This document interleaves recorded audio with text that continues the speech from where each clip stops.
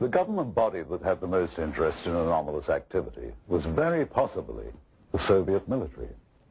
Did high-ranking officers of the Russian armed forces really believe they could gain a military advantage from UFOs? Though there has been much speculation on the exact nature of the Roswell incident and reports of actual alien beings, conclusive evidence of such encounters has proved elusive. In 1997, the U.S. Air Force issued a follow-up to its earlier Roswell report, which they subtitled Case Closed. They tried to account for the stories of aliens by suggesting these were simply crash test dummies misidentified. So it was with a sense of both excitement and caution that we examined the footage recently recovered in Russia. This reel contains images of what appears to be a scientific or medical examination of organic body parts. The individuals seen here appear to be forensic pathologists or biological research scientists.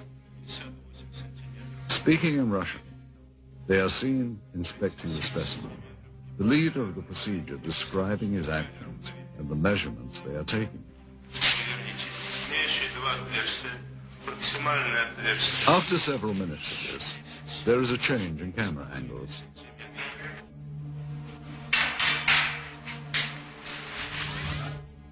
Now we see the specimen being more extensively examined.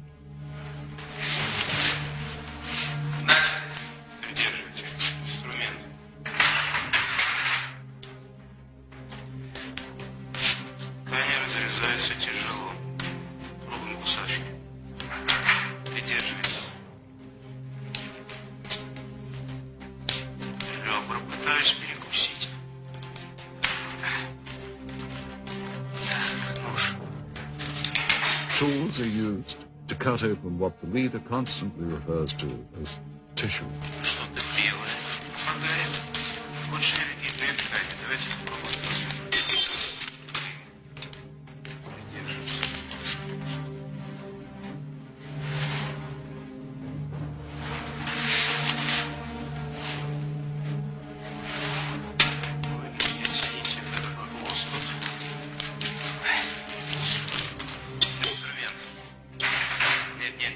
He also describes parts that are removed as resembling various organs.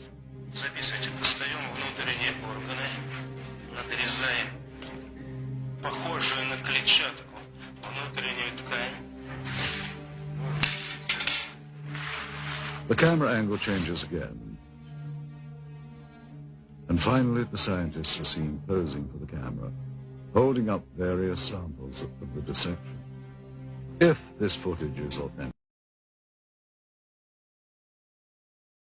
discoveries of all time. One must wonder where this film was shot and what happened to the specimen seen. If this is footage of a genuine scientific examination, what happened to the results? What did the Soviets learn, and what have they done with that knowledge? Did agents of the KGB have reason to keep this secret for so many years? Certainly there are more questions here than answers. It was an indication that they had recovered something near Sverdlovsk, and that they were keeping it very secret. Senior research scientist Dr. Richard F. Haynes believes the Soviets had good reason to be interested in UFOs. It's my understanding that the Soviet military has had a continuing interest in UFO phenomena for very, very many years.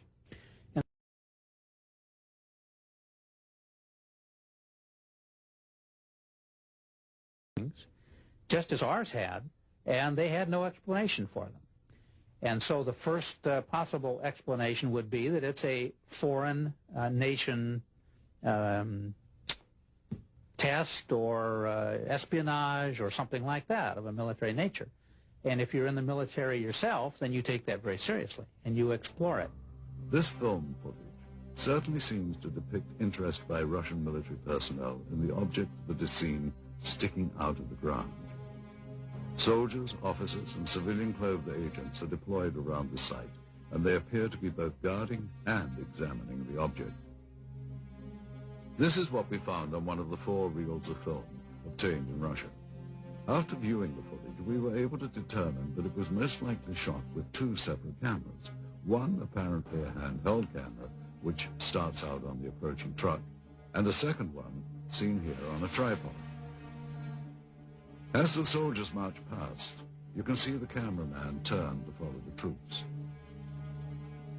Here we cut to the other angle, the point of view from the tripod camera. And here you see the handheld camera as the truck pulls up. Both cameras change vantage points several times during the film, as if to get better views or perhaps under orders of a superior. From this angle, we see yet more troops arrive. Author Veniamin Vereshchagin describes the event.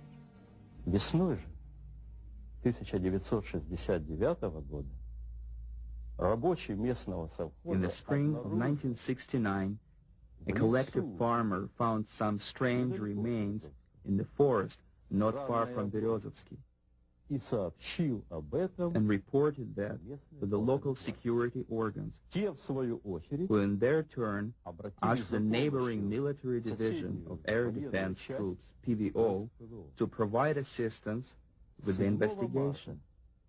On March 1969, 2 KGB officers examined the discovery site and sealed it off. Вы знаете, в дальнейшем события приняли более такой масштабный характер.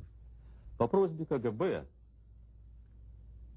были привлечены On the KGB request, a Soviet Army unit was brought to the discovery site, и в результате уже очень тщательных обследований были найдены After close examination of the place, they found some wreckage debris of a disc-shaped object частично. partially sunken to the ground. Поначалу